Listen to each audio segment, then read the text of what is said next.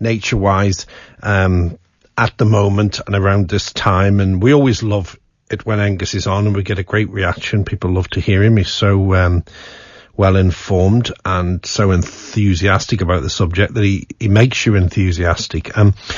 He was talking about a particular bird walk that was happening. I think it was in Ramelton at the time. But anyway, our Catherine Gaffney, we asked her to go out on one of the walks, and you just couldn't wait.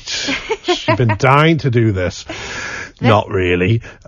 Because you never ever thought, have you? It was...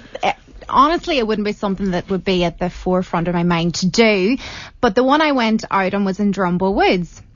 And I never stopped to think before, because you wouldn't stop to think which bird is singing which song. But I went out on one of these bird song workshops in Drumboe Woods, and I was so surprised. As you said, he's so enthusiastic, Angus, that I just loved it in the end up. It was so good. At the beginning, we were in St Mary's Hall and we had a crash course on different bird songs and, you know, what they sound like. So then we went out then for the walk and our knowledge was put to the test then. So we went along, and it wasn't just birds. Along the way, we saw a heron, like, you know, it wasn't just a bird song workshop. Along the way, you saw loads of different things, and we saw a little rabbit as well at one point. And I put a photo up on your Facebook page of the bluebells. Beautiful. I've never been in Drumboe Woods before. It was my first time actually. It's a beautiful picture. Oh, Drumboe Woods is fabulous. In fact, we put it up on our Facebook, got loads of likes. If maybe you could repost that picture, actually, Kira or Caroline, of that picture that you took, because it was gorgeous. And you took that just because you were there and it looked nice, little captures. But I mean, it's on our doorstep. It is on our doorstep. And on top of that, it's just literally off the main road in Ballybofey and Stranorlar. It's just not too far off the beaten track at all if anyone wanted to go for a little walk. But anyway, I recorded some audio and made a little package about my time in Drumboe Woods over the weekend. Well, do you know what? We're going to hear it. There's a couple of different songs just here. Let's see if we can hear them again. That's the chaffinch far away. Do you hear that little song there? That's the robin. Remember, it starts really high, often drops low. Think of that kind of jazz singer thing. Sometimes turns quite deep, always stops for a break. It's a lovely one to learn, the robin, because it sings all year round. That's so you'll have robins singing. That's the robin that's up here, yeah. And the robin stopped there. So we'll move on a little bit. Keep listening. Keep trying to concentrate on that chaffinch, because that, like anything, it takes a wee bit of concentration, a little bit of work initially, but if you can get it into your head, it sticks.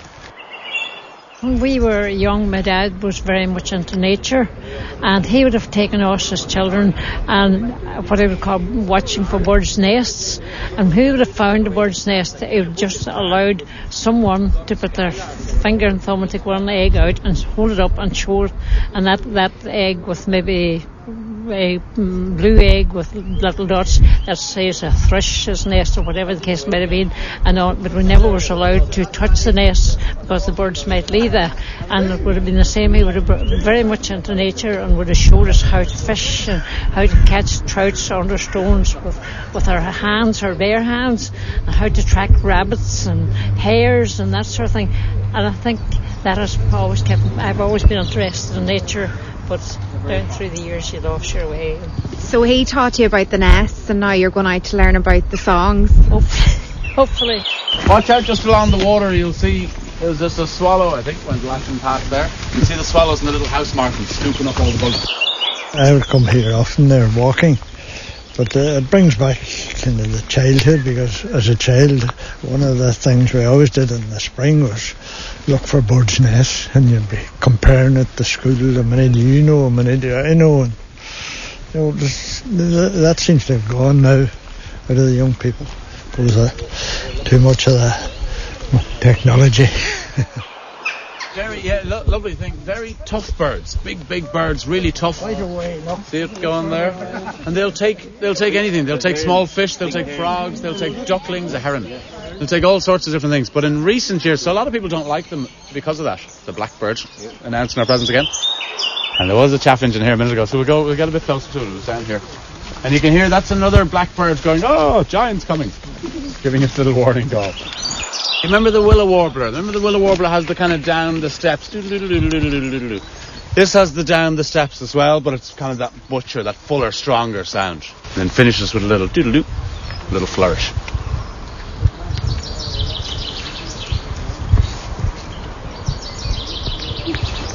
Chaffinch.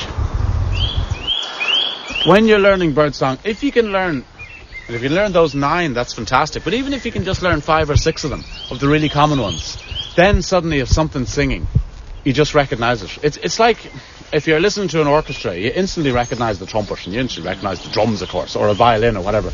But you might be going, is that an oboe? I'm not sure. But you can just, once you know the others, you can push those other sides aside in your mind, and then you can start identifying the other things. And it's the same for this. It's just all little songs.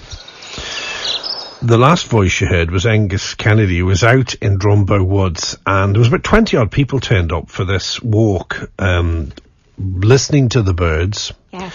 And Catherine Gaffney, our Catherine, went out, and she'd never done it before, wasn't particularly interested.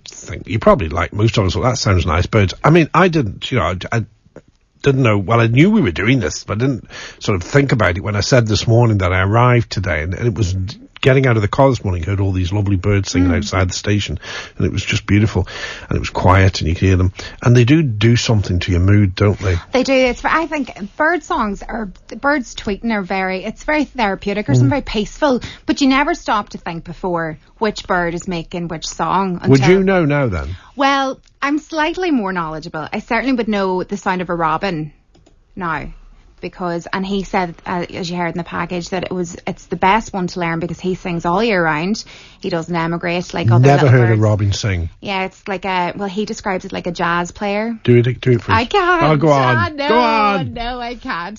But then the other interesting thing was that I went on my own to the nature walk and I met the loveliest people in Drumboe Woods, and they told me, like, I have never been accustomed to those birds' nests, but hunting for birds' nests and stuff, but they really enlightened me in that they went on the walk to sort of rekindle their childhood sort of thing. While others were there was a lot of younger people there as well that were just genuinely interested in it, so it's certainly something that I would recommend for people to go to. And there were young people there. Oh yeah, all age groups were there, old and young, and it was just lovely because you take your time through the woods, and the walk itself through Drumboe isn't that long. It kind of goes in a loop, and you come round in a loop in the same way, so it doesn't take that long, and as I said, it's not too far off the beaten track. Would you do it again? Absolutely. You and would? He was talking about the bat workshops as well. I wouldn't mind going on one of those as well. Okay, take the mic with you. Yeah, of course. That sound good.